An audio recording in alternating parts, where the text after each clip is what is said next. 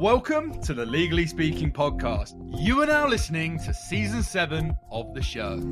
I'm your host, Rob Hanna. This week, I'm delighted to be joined by Shaun Jardine. Shaun qualified as a solicitor in 1985, specialising in litigation. He qualified as a mediator in 2001, being an early adopter of mediation. Shaun has a wealth of experience in law firm management as a commercial director and CEO of Brotherton's LLP. With a strong interest in marketing and business development, he has created multiple successful legal teams, including property management, debt recovery, catastrophic injury, and leasehold enfranchisement. Shaun is now a non-practicing solicitor, and after retiring from his law firm in 2021, he created Big Yellow Penguin. Shaun has also appeared on numerous podcasts and is the author of his book, Ditch the Billable Hour, Implementing Value-Based Pricing in a Law Firm. So with that all said, a very big warm welcome, Shaun. Thank you very, very much for having me. I'm delighted to be here. Oh, it's an absolute pleasure to have you on the show. And before we dive into all your amazing projects, experiences to date, we do have a customary icebreaker question here on the Legally Speaking podcast, which is, on the scale of 1 to 10, 10 being very real, what would you rate the hit TV series Suits in terms of its reality of the law if you've seen it? I haven't seen it, I must confess. However, I have heard people talk about it.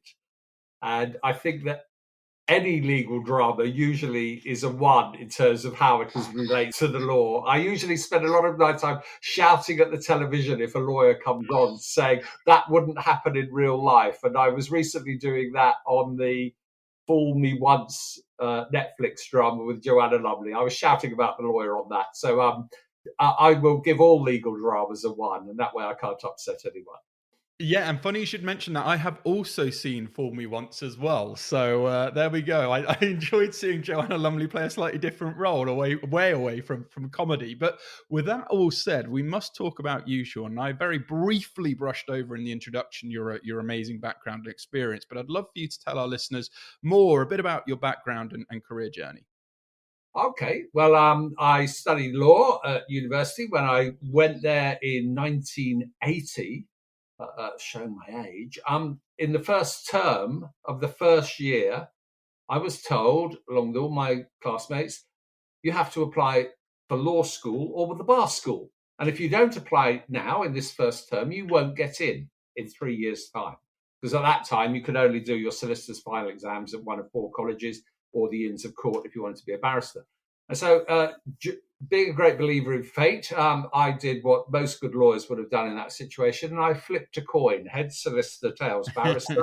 It came up heads, so I applied for the College of Law, ended up doing my degree, went to the College of Law, met some good friends there, and had a article clerk in those days. I was a 2-year article clerk. Split my articles in a fit of pique after 1 year and went to work for another firm. And then was, if you like, I was always a litigation lawyer, met a guy who became my business partner at one of the firms, and we left deepest, darkest Surrey and ended up in North Oxfordshire and set up a law firm. So that's how it all came about, really. Yeah, and a fascinating journey. I would love to know more about where the interest in litigation specifically span from. What was it that made you want to specialise in there? I think it was always I like advocacy. I like legal argument. My wife would say I like legal argument a bit too much. I like the idea of the cut and thrust of winning cases. And when I had my second years of my articles, I went to a firm in the East End of London, actually at that time to do commercial work. But on the day that I turned up there, the managing partner announced to the firm that they were going to become a commercial work. Up until then, they'd been a very big legal aid practice. And all the legal aid lawyers, who were some amazing lawyers doing brilliant work, but very committed to legal aid, upped and left. And so all of a sudden, I'm there as a second-year article clerk, and I'm now given a caseload of cases really that I didn't really have the experience to deal with, but above my pay grade. But it was just wonderful. And I just ended up effectively doing litigation for a couple of years. I did one will, I did one conveyancing transaction, so my articles could get signed off. And the rest is history, really. I ended up as a litigation lawyer, which is what I wanted to be all the time. I love that. And it's a great example of sometimes, that's a sink or swim scenario in many respects. You're in this environment, you've sort of got to grow into the role, because there's no other option. So I love that. And you've always been an early adopter. And we're going to talk about your book shortly as well. And, your view on the legal industry and pricing. But you're an early adopter of mediation back in 2001. So how have you seen the legal landscape change over the years, and what impact specifically has mediation had and continues to have on the legal industry? Well, mediation, I got into it originally doing community mediation, where Thames Valley Police were doing a scheme where they were getting called out to, social housing estates and things like that quite a lot to deal with neighbour disputes. And so they funded people to train as mediators. And I put my name forward and said I'd quite like to do that. And I've always enjoyed, mediation and helping to resolve arguments.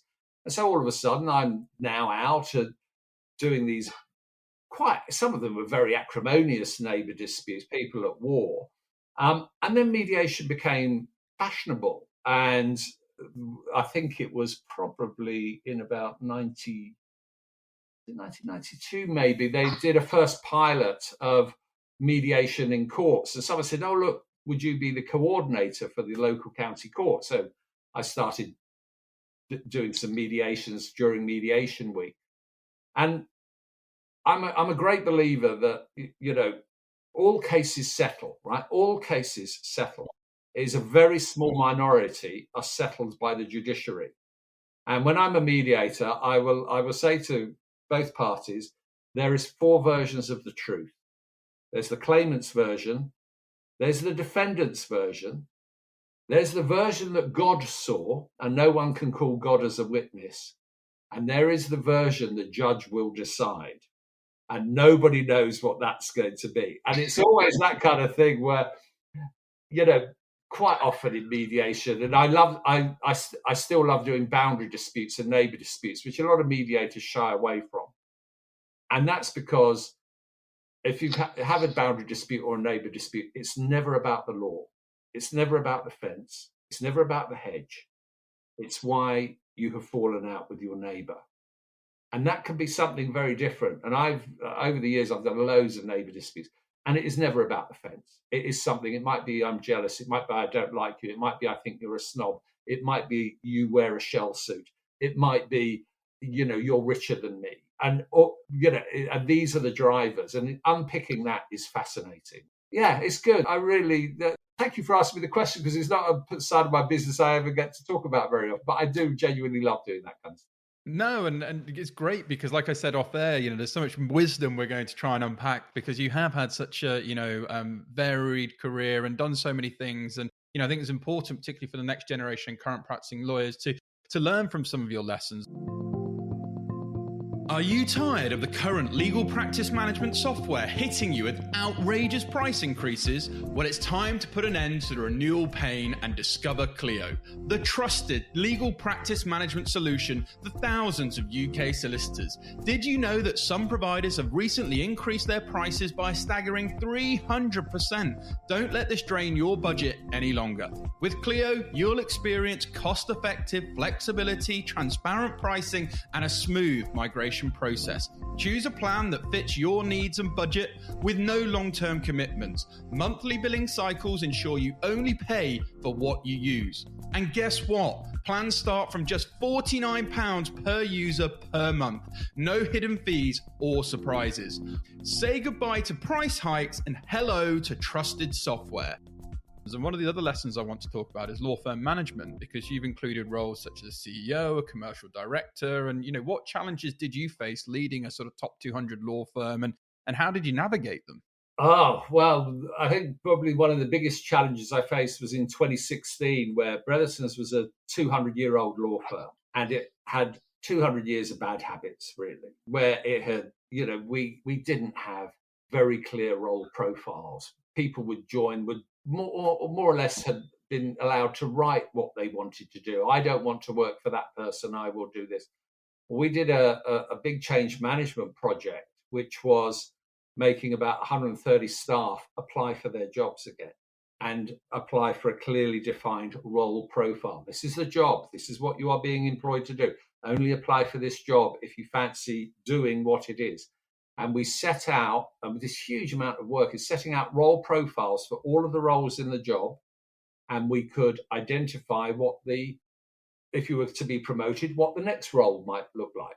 So when we started interviewing people, I could say to a trainee solicitor, here's the role for the trainee solicitor. Actually, here's the role for the assistant solicitor. Here's the role for an associate, senior associate, partner, head of department, etc., etc.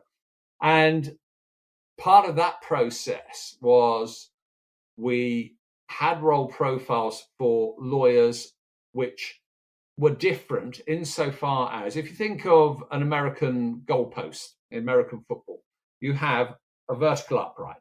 That is the beginning of your law career. The young trainee starts at ground level and goes up the upright post.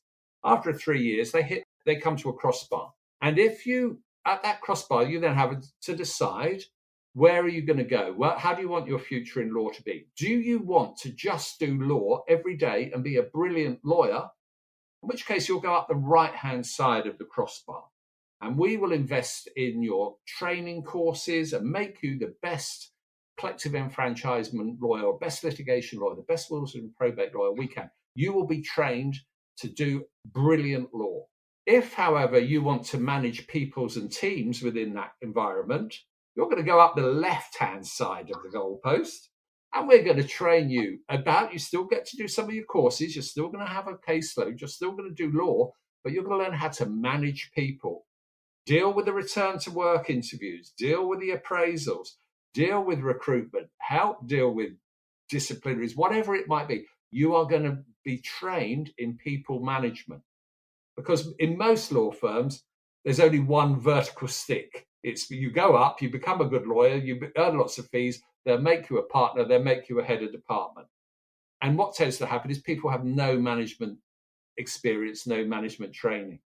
And when we rolled out this new model in 2016, and we had the goalpost model, I remember a lovely guy I worked with, and he was leading a team. And he came up to me afterwards and said, Shaun, I just want you to know that I should be going up the right-hand side of this. I should be managing people. And I just said, yeah, it's okay. I said, I'm really pleased that you said that because I know. And he was in the wrong place managing people. And we ended up getting an associate to manage that team. He was just absolutely fantastic lawyer, absolutely brilliant lawyer. But we trained people. We didn't want to play people out of position. And that is, I suppose, one of the biggest challenges I've ever faced. And I think the other thing that I did, which I'm still quite proud of, is one day everybody came into the office and on their desk was a white business card that said carte blanche. And then I later sent an email around to everybody, had some staff meetings, saying, you have been given carte blanche. And you have carte blanche to challenge anything. Tell us if something is going wrong. Please don't assume that I'm going to know. Please come and tell me about this because it is very important. And that works very well. And I remember it was a trainee solicitor. She wasn't even a trainee solicitor. She was doing her Law Society finals. She called me up on our values, on the values of our business. Because when I took over as CEO, we had 5 values. I had a staff meeting with the partners and managers in a hotel, had 3 bottles of champagne on the desk. I said, can someone name 5 football teams? And somebody did. I said, can someone name 5 blockbuster films? And somebody did. I said, can somebody name the 5 values of Bretherton's? Tumbleweed. 4.5 minutes. One of my colleagues had a go. And she got 4 out of the 5. And my point was, how can we say we've got values if we, as the partners, don't even know what they are? So you can't live them. And so our values were ASAP-PE was the acronym. We value ambition, we value customer, we value excellence, we value personnel development, and we value each other. Those were the values. And if you couldn't, I would wander around. I'd see people, Shirley, can you remind me what the values are? Can you remind me what the values are? And it would be, if you were interviewed for a promotion, I remember interviewing one lady and I said, could you just remind me which of all our values are, can you name the values and can you tell me which one's most important to you? She said, I knew you were going to ask me that question. I said, brilliant. I said, great.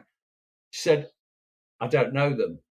And she'd been with the firm about 20 years and I didn't promote her. Because it's important. Well, it's so true, isn't it? I talk a lot about this. I did a post recently, sort of, culture eats strategy for breakfast, but having that sort of culture and values, otherwise they're words with no meaning. And I think there's some real lessons in what you shared there that, tenure doesn't always necessarily mean people are the best for that particular point of the business. So in the legal recruiting industry or the recruitment industry, the world I've been in, it was very much the same as the law. You make lots of deals, you do lots of money, you suddenly manage all these people, and you're actually a completely wrong skill set unless you have that training, development, mentoring, continuous mentoring as well. And I loved how you talked about it. Don't play our people out of place. You're not going to play a defender in an attacking role unless you absolutely have no one else to do it. You'd rather almost leave a gap because it can create more friction. So really good lessons there in terms of not only ensuring the right culture, and then I love the top-down leadership in terms of saying your voice matters. Here is carte blanche. Please don't assume we know everything, because I say anyone who thinks they know everything really doesn't know anything. The reality is we're all learning, we're all going to make mistakes. Leaders don't have all the answers, but actually being an open and inclusive leader and actually being very, very keen to connect with your people and actually listen to them is a super valuable lesson. So love that, Shaun, and that's why again I wanted to unpack it all. Yeah, I'll just close it out by saying she was a paralegal. She was doing her solicitor's finals part-time now. And she came to me and she bought a friend. She said, I want to have a carte blanche meeting with you. I'm going to bring the card. I said, you don't need to bring the card, but you can bring the card.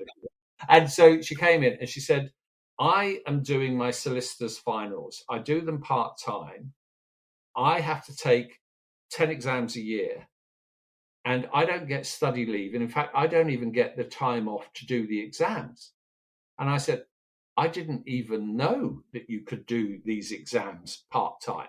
I said, I didn't know that was a thing. And she said, and she took a deep breath and she said, and Shaun, it doesn't value ambition because I'm an ambitious person. That's why I'm here. It doesn't value customer because I'm trying to be the best lawyer so I can provide the best value. It doesn't value excellence. It doesn't value personnel development, and it doesn't value each other. And I just thought, and I was so I could have hugged her. I didn't know no training for hugged in this scenario. But I just thought, bingo. Because if a paralegal can come and call out the CEO on the values, and I got the head of HR and I said, does this go on? And she said, oh, well, I've got to go and explain. And we sorted it within 48 hours. She had all her holiday. It was just, we didn't know. And that's we never assume the management know what's going on in every part of every aspect of the business and draw it to their attention, have carte blanche. And that's why part of my Penguin branding is carte blanche to change, because we've got to change.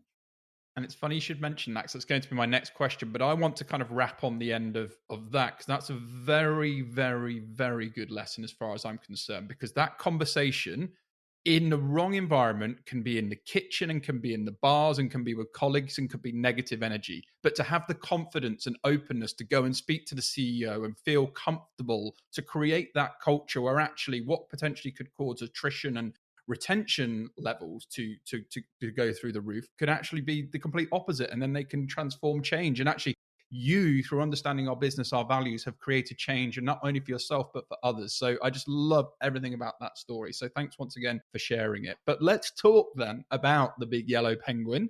Launched, I believe, in 2021. What is it for people who may not be familiar? What is the Big Yellow Penguin and what is the main aim? Okay, well, the Big Yellow Penguin, it came out of the change management project because, I was a litigation lawyer, became a CEO. I didn't understand change management. I had to read some books. And one of the leading books on change management is by John Kotter of the Harvard Business School.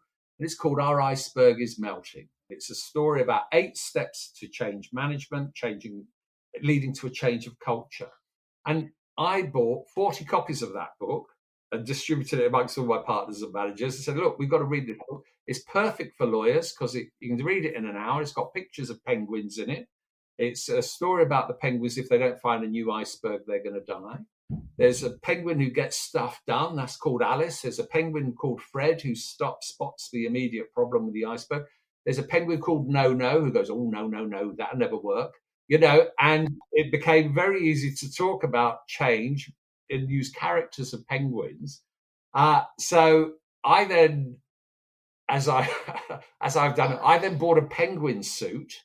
And then I have addressed 3 legal conferences dressed as a penguin while waving this book to say, guys, we've got to change our business model. Our iceberg is melting. We as lawyers have got to change what we're doing and the way we deliver it. And so when I retired from Brethers, I must confess, I did originally incorporate Shaun Jardine Consulting Limited. When the certificate came through from Companies House, I thought, this is so boring, I'm going to have to kill myself. So I then I changed the name and called it Big Yellow Penguin because it's about change. I'm 6'4". Yellow penguins do exist, but they're very rare. And you've only got to stand up in 1 or 2 legal conferences dressed as a penguin and people tend to remember you. So that's how it all came about. And people like the name, like the brand. And I can wander around the country with an inflatable penguin called Declan. So that's what I do. I love it. And it's different as well, and to stand out, you've got to be different. I want to sort of talk a bit more then for advice you'd pass on, because, you talk there, Big Yellow Penguin, assist lawyers, law firms wanting to embrace the 21st century. What is your advice to those with law firms who want to adopt new practices and ensure they keep up to date with the ever-changing legal landscape, which, let's be frank, is changing at the speed of knots? Oh, read lots, go to seminars, go to conferences, listen to people. I was fortunate enough on the 6th of December last year, I spoke at the Westminster Legal Forum, which was AI and the law. And Richard Susskind did the keynote address. And then you had Matthew Hill from the Legal Services Board there. And it was just staggering hearing what's coming down the line in terms of AI and regulation and law and things like that. And you will have heard this 100 times. I think the law firm owners, managers, partners, we spend too much time working in the business when we should be working on the business. And if you can make time to just read, think, learn, debate with people about things, and we're all time poor, I know that. But that's what I think that I never stop reading books or blogs or links to things, because I can't remember who said it, but he said, if I buy a book for $20 and I get one idea out of it, it's the best. I have saved myself a fortune. And I'm a great believer in that, and nothing I did at Brethers, was new and groundbreaking. It was just applying what was kind of best practice. There's a great book, it's 12 years old now. 𝐤𝐢𝐬𝐬𝐿, Canadian lawyer, wrote it. A great person for your podcast, actually, in the future, if you can get him. Reimagining Legal Services in the 21st Century. And Mitch, as a lawyer in Canada, became a technology professor at a university somewhere in Canada. And he wrote a very pithy novel about if lawyers used all of the technology that was available 12 years ago to its full potential, what would the law firm be like? And I read that and I thought, that became a blueprint for me. I thought, and it was in that book that it had reference to value-based pricing. And I thought, never heard about that. What's that? And it was that kind of stuff where I would never have started this journey if I used to have lunch with a marketing guy, law firm marketer. And the deal was whoever got the most out of the meeting paid for lunch. Okay, so I would have this chap, and I mentioned him in the beginning of the book, a guy called Simon White, very bright guy. And he said to me one day, Shaun, you've got to read this book, 𝐤𝐻 book. It's a brilliant book. Order it. So I ordered it, read it, thought, oh my God, this is brilliant. So learn, read, make time for yourself, think about your business, try and spend some time working on the business. And if you can't do that, look at non-executives, look at people who can come in and do, kickstart something or get a debate going, because there's a lot of good people out in this sector. Just go and find them. Yeah, and you don't know what you don't know as well. And you make a great example of, it's been said time and time again, but the best investment you can make is the one in yourself. And I remember vividly when I started this podcast and people just didn't get it. Like, why on earth is a legal recruiting business doing a podcast? But to the point of working on your business, you're building a brand. I'm learning from thought leaders every episode. I'm soaking up the sponge. I'm then being able to regurgitate that, build a community, get myself out there, build a brand, get organic marketing and traction, and so on and so on and so on. And then you suddenly, bigger opportunities, and Thomson Reuters and LinkedIn and all these things suddenly happen. But through working on your business and actually collaborating, and podcasting for me is my medium of learning, and I love interviewing people and learning. And maybe, like you say, it's reading. Maybe you say it's going to attending conferences. Maybe it's a whole spread of them. But the main thing is you've got to put in the time, and it's worth putting in that time to invest in yourself. Are you a mid-sized law firm looking to thrive in 2024 and beyond? Look no further. 𝐥𝐢𝐬𝐬𝐿 has just released their highly anticipated 2024 Legal Trends Report for mid-sized law firms. This comprehensive report is packed with actionable insights that will empower your firm to stay competitive in the ever-changing legal landscape. Discover how to enhance your billing and collections, harness the power of AI tools, and leverage cloud-based technology for success. Download the 2024 Legal Trends Report for mid-sized law firms today. Visit 𝐤𝐢𝐬𝐿.com/UK/resources to learn more. With time, we have come to a very special point, Shaun, where we must talk about your book of Ditch the Billable Hour, Implementing Value-Based Pricing. You touched on it there, in a law which is now out, very much available. So folks will be sharing lots of information about how you can get access to that and with this episode. But what was your inspiration behind the book? And tell us more, Shaun.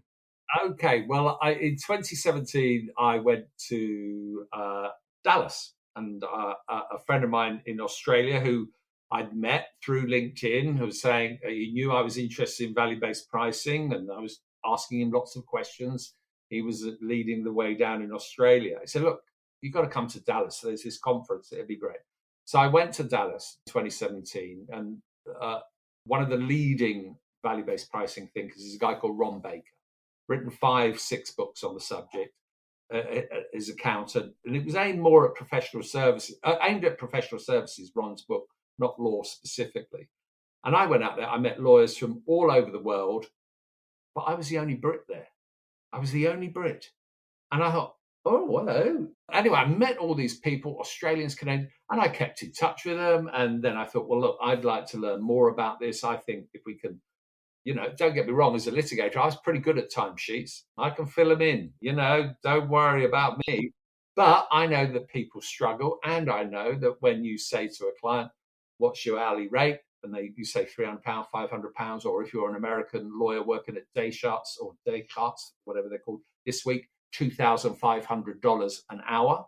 And as soon as you start coming up with hourly rates like that, clients worry about time. How long is this going to take?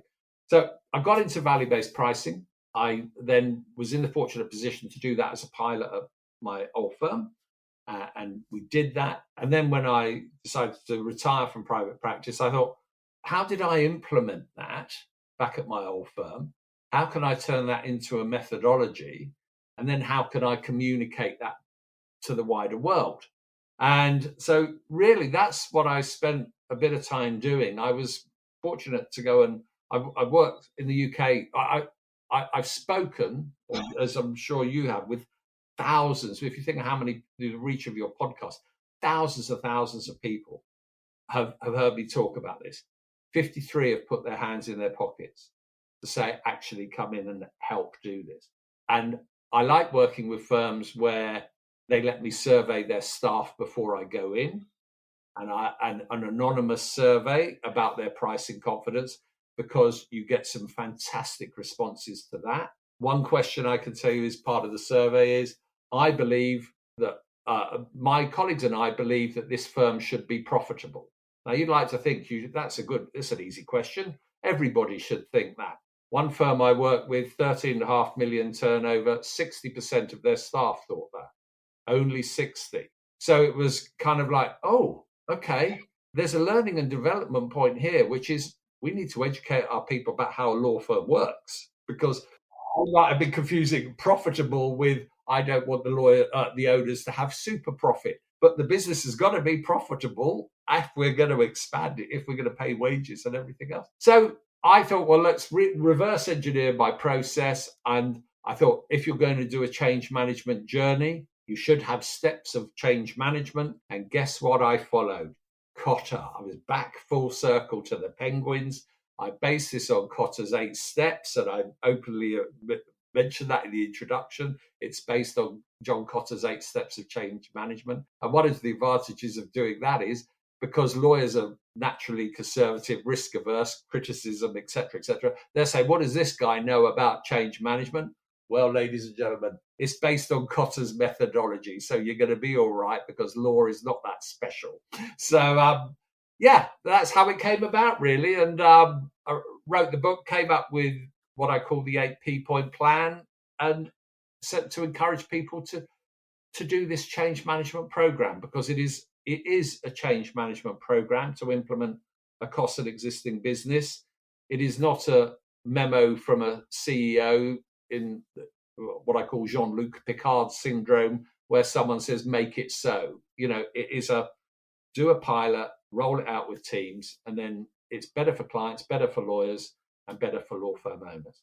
And that's what I want to talk about. And people are probably going to be listening and enjoying the conversation, but we do pride ourselves on really simplifying things for people, just to make sure they really go away and take action on what they learn. So in a very simple term, we've talked about it, but what would you mind sort of your definition or explaining value-based pricing in the most simplistic terms? And then talk us through after that, those 8 steps of change management from Kotter's, because I think there's a lot of wisdom there. Okay, right. In a nutshell, value-based pricing it's not the 6 minutes it takes me to give you the answer to your question. It is the 6 minutes and the 36 years. How do I charge for that? Okay, so that's what it is. It is not time related. So if I know I can save you £1 million, but I can do that in 20 minutes, it should not be 1/3 of my hourly rate. And it is coming up with just a price that is fair. It is then I, as a lawyer, want to give you, as a consumer, a choice. I would think when we go to the car wash, we choose a menu, gold, silver, bronze. And I am a great fan of providing customers with choice of legal services. You're all going to get a competent service. It's all going to be compliant. But if you think about if David Beckham knocked on your door and said, I want you to do my conveyancing, how would you deliver your platinum service, Beckham-esque type conveyancing? And then I've come up working with lawyers, 50 features in a gold service. Then you strip out some of those and make a silver service. You strip out some of the silver and you have a bronze service. So you can do this. Now, lawyers don't think they can all the time, but you can. So it is not limiting it to time, and it is creating options for clients. Because if I give you a price and it's a take it or leave it, it's a 50-50. If I give you 3 options, gold, silver, bronze, or leave it, it's a 75-25. There's a 25% chance. Guess what? I've just made more likely you're going to do business with me by creating those options. So that's why I'm quite evangelical about the maths and the logic. And then when it comes to the actual plan, first step in the plan is P for paradigm. It is a paradigm shift. You've got to accept this is going to be a change. So we've got a plan for the change. What is the driver for doing that? Well, I think one of the drivers for many law firms at the moment is going to be generative AI is here. It's all impacting legal services. If that's doing things in 6 minutes that we were previously doing in 6 hours, how do we charge? So paradigm shift. Second P is for pioneers, pioneer penguins. We've got to create an enthusiastic group of pioneers to do a project. And we don't have the no-no penguins in on this pioneering group. We listen to the no-no penguins, but we need the enthusiastic individuals who are going to do that. And we create a psychologically safe space for people to experiment and do this. The third one is plan. We've got to prepare a plan about how we're going to deliver this, a change management plan. We then have to permit.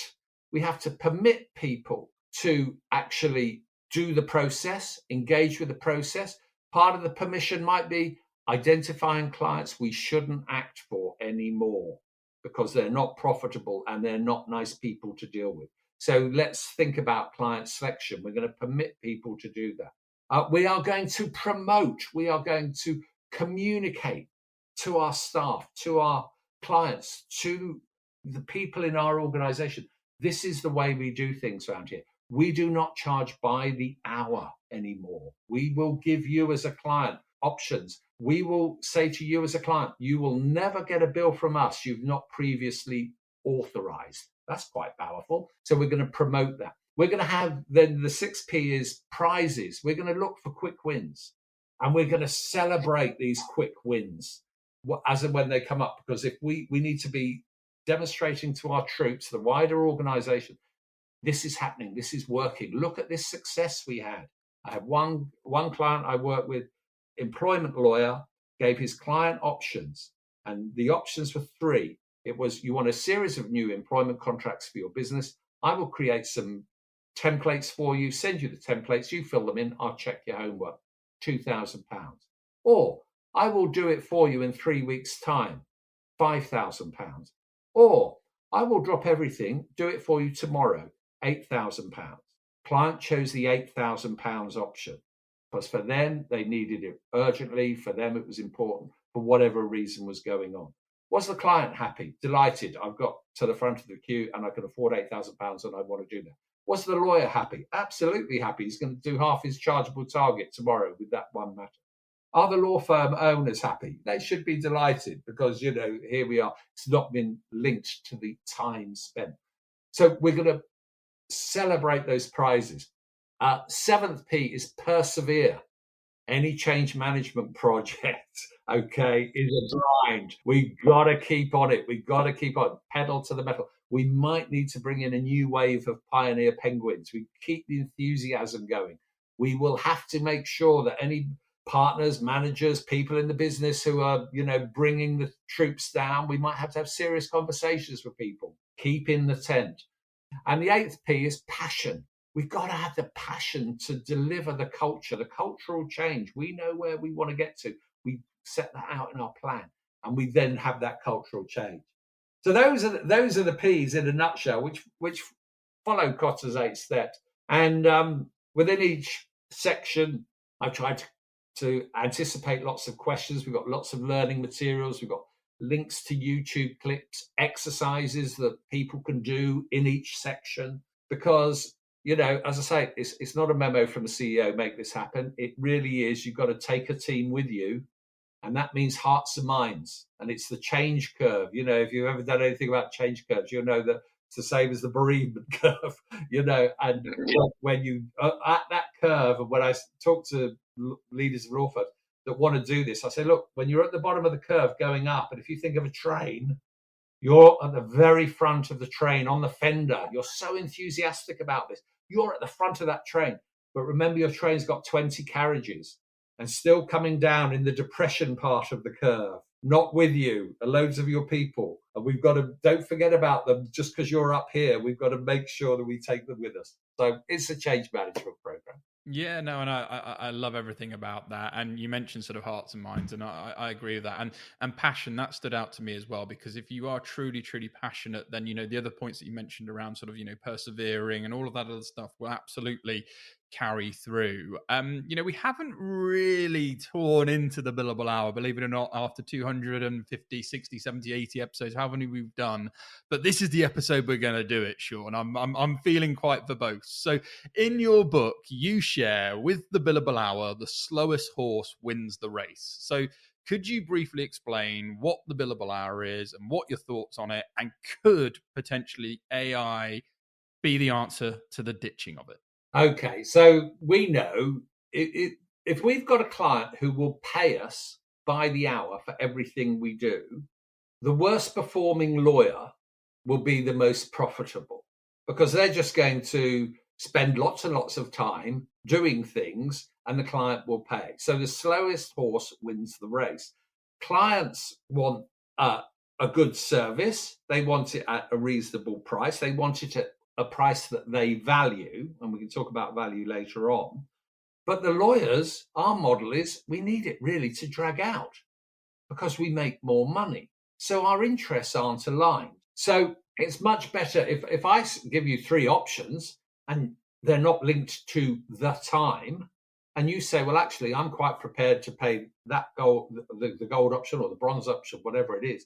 I've identified my base costs. I know what it's going to cost me to do this kind of work, but then I'm going to create additional factors which allow me to score the work. And I call it a lawyer scoring matrix, where if you're really, really busy and you're working for me, Rob, and I say, Rob, here's another bit of work for you to do, you're going to think, oh, look, I'm going to collapse here. Should you be doing that at the base cost? Not if I'm going to tip you over the edge. Can you do this? Can you delegate it? What has the client been like dealing up until now? Are they the kind of client, and think of me as a litigator, are they the kind of client who will turn up with a first draft of a witness statement, a chronology of all the events, and a paginated bundle of documents? Or are they kind of client who's going to turn up with a shoebox and say, sort it out yourself, and now sit me down and I will tell you everything?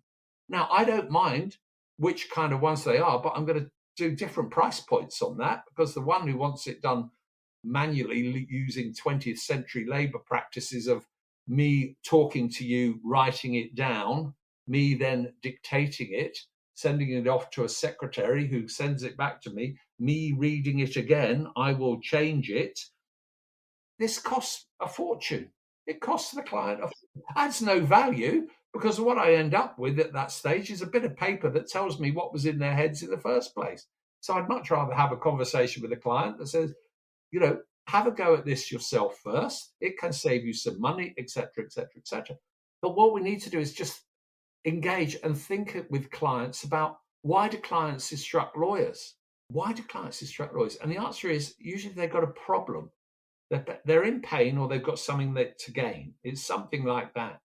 And we've got to think about what outcomes the clients want, because a conveyancing client is not really interested in the mortgage deed, the searches, and the replies to preliminary inquiries. They're not interested in that paper. What they're interested in is, can you get me in on the 14th of March? Because that's when the new term starts and the kids have got to start at new school. Get me in on that day. And we've got to start thinking about what outcomes are that clients want. Now, your question about AI, how does that impact the billable hour? And I think massively. And one of the last interviews I had for the book was with a lady called Terry Mottershead, who is from the College of Law in Australia. And she's a lawyer, and she looks at artificial intelligence. And that interview that I had with her, it was a couple of hours, it's fantastic, was absolutely eye-opening about the impact that AI is going to have on the legal profession is massive. The gig I did with 𝐬𝐡𝐨𝐮𝐥𝐝 on the 6th of December, he was saying, look, there's a lot of hype about artificial intelligence at the moment. And he said, people are saying it's not very good, but I can tell you that the neural networks, the power of the neural networks that power it, are doubling in capability every 3.5 months. So that means in 5 years' time, it is going to be 300,000 times better than it is at the moment. And therefore, where some lawyers will be saying, oh, it's rubbish, it made a mistake, a lawyer used it in New York, it made a mistake. Yes, it did, because that lawyer used the wider version of ChatGPT. But once law firm publishers, etc., start making walled gardens where the data sets of what LexisNexis, Thomson Reuters, whatever the publishers are, have access to, we will use materials within those walled gardens, which will be safe places for us. And California has already issued a practice direction that says if you use something on AI that now takes you 6 minutes, you can't charge for the 10 hours that you would ordinarily have done for that. The Legal Services Board are very keen to have elements of transparency about this. So what's the choice for lawyers? Are we going to sit back and say, well, we won't use it then? Well, if you don't use it, you're going to go out of business pretty damn quick because, are lawyers going to be replaced by artificial intelligence? Probably not, but they will be replaced by other lawyers who are using artificial intelligence. So I think it is important that we embrace this, because we've got to start thinking about how we can use it, how can we apply it in our businesses now. And today, funnily enough, I have downloaded ChatGPT on my phone. I know lots of lawyers who haven't. One of the problems that lawyers listening to this will think, one of the perennial problems that law firms will always have is, how do we cross-sell a will? How do we cross-sell a will to a client that we do the conveyancing for, or a divorce or a matrimony? How do we cross-sell and get them to do a will? Now, I think if we were to ask that of a group of wills, trust and probate lawyers, get them in a room and say, how many, can you come up with some questions that we could ask clients about cross-selling a will? They'd come up with half a dozen, maybe 8. ChatGPT this morning, while I was lying in bed, came up with 14. That's how it's going to be used. It's going to create ideas for us. It's going to help us create conversations. And once we start, getting the grey matter going, we can start being creative. So, yeah, I think it is the death of the billable hour. Yeah, and look, we can't get into this, but I have very futuristic visions of AI is eventually going to ensure that we potentially don't have to work as hard as generations gone by. I can see a 3-day working week being normal in the next 10, 15, 20 years, whatever it may be, because, it's not about just flogging ourselves together. It's actually, let's try and have a fulfilling life, embrace technology for the good, but also there's so much of the world, there's so much else to do out there and everything else that goes with it. So I believe technology for good, used by the right people for using the good things, can make us more efficient, do things better, but also have a more fulfilling life. And we don't have elements of stress, burnout, all of the years gone by that, just due to churning and churning and churning and churning and churning. And then there's no getting off the hamster wheel. And then eventually you retire and you think, what was that all about? Shaun, I want to ask you one final question, because you have given us so much wisdom throughout this episode. Where can people kind of stay connected with you? Because I believe, along with the book, you have launched your own colony, the VBP Colony. So can you tell us what that is all about? I have, yeah. So they can get in touch with our LinkedIn. I'm on there, or don't do Twitter, because I don't do Twitter anymore, although I'm on there. But yeah, LinkedIn is the best place. So just put in Big Yellow Penguin and the chances are I'm going to come up. And the VBP Colony, what I wanted to do was create an online community of people who are interested in this subject matter. And so I thought, well, how could I do that? And someone had mentioned, you can have these online little groups and networks. And I came across, I'm not getting paid by them, but I ought to be. I came across something called Mighty Networks, which is an American product. And you create your own online community. So that's what I've used. That's what I've created. It's launched officially yesterday. There were 89 people in there as of last night. And they're all people who I think are interested in learning more. So I'd encourage anybody you can access it via my website. It has the address in the book, etc., etc. If you're interested in learning more about value-based pricing, if you're interested in hanging out with people who are doing this, if you're interested in some of the materials, come along to the Colony and hang around with the other penguins. We're all there. Yeah, I'd strongly encourage people to do that. And I tell a fib, because I do have one final question, Shaun. What would be your piece of advice for those who are just starting out in their careers in 2024? And what do you wish you'd known when specialising in litigation? Okay. I would, if somebody, and I used to have this, if somebody's starting their career in law, during their interview or on their CV had said that they are a great fan of Mitch Kalowski's Reimagining Legal Services in the 21st Century, and they've read it, or I have read Richard Susskind's Tomorrow's Lawyers, that will put you at the top of a CV interview pile for me at that time, because it shows, with respect to universities and the way they train people, I really don't give a monkeys if people have done a mooting competition or not at university. Great, it's a bit of fun, and you've learned to study, you've learned to argue. That's fine, But what I'm interested in is what's in between your two ears, how you're thinking, and if you're actually thinking about the business of law and how it works, then that is going to put you top of an interview pile for me, where I'm still interviewing people.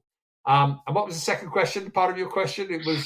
It was about specialising in litigation. I just want to briefly mention in there, this is the great quote that I always like by Wayne Gretzky, which you've given an example there, where Wayne Gretzky, famous ice hockey player, says, "I don't skate to where the puck is, I skate to where the puck is going," right? So if you're reading those books, you are getting ahead of the curve. You're understanding where the industry is going. You're showing that you're entering it in this industry and you've got a thirst for learning and you want to be where the puck is going. And so I just love that example you gave. My second question was around what do you wish you'd known when specialising in litigation that you know now? I think I wish I'd learned at university in my early days more about mediation, because look, there's an old saying that the law is like Claridge's, open to everybody. I don't know about you, I haven't been to Claridge's, and in theory I could go there and have obviously a very expensive lunch or a very expensive dinner, and so law and litigation is so costly. It's so costly in terms of legal fees. It is so costly in terms of the emotional impact that it has on people, and that it consumes people's lives and things like that. And if we can, as mediators, if you can bring people together and help them, some mediators would talk about win-win. I don't think it's quite win-win. I think it's more of sharing the pain equally that you can have in disputes. But yeah, I think encouraging people to mediate very early on is something I wish I'd learned more. We all know that ADR stands for Alternative Dispute Resolution.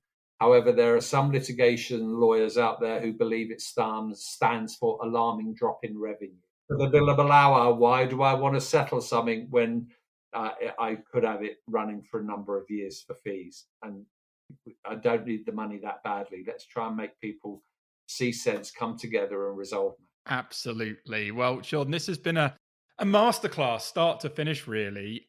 Thank you so much for joining us. You've mentioned people can reach out to you on LinkedIn. Where's best for them to get access to the book? And is there anything else you would like to shout out? We'll also make sure we shout out various web links for this episode too.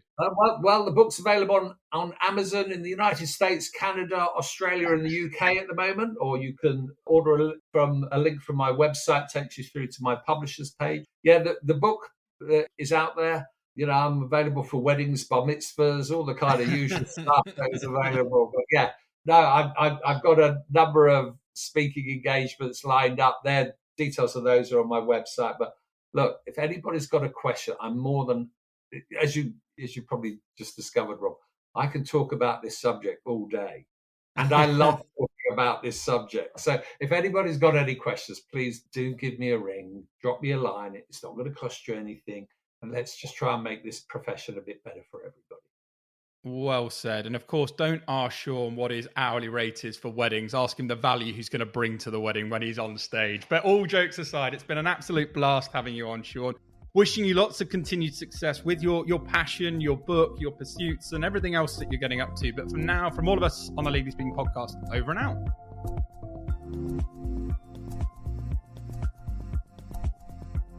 Thank you for listening to this week's episode. If you like the content here, why not check out our world-leading content and collaboration hub, the Legally Speaking Club, over on Discord. Go to our website, www.legallyspeakingpodcast.com, for the link to join our community there. Over and out.